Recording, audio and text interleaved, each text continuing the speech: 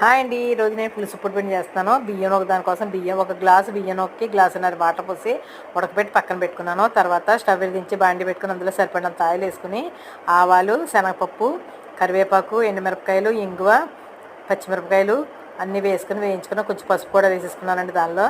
తర్వాత ఈ నూకను బాగా కలుపుకొని అందులో ఈ పోపు వేసేసుకోవాలండి.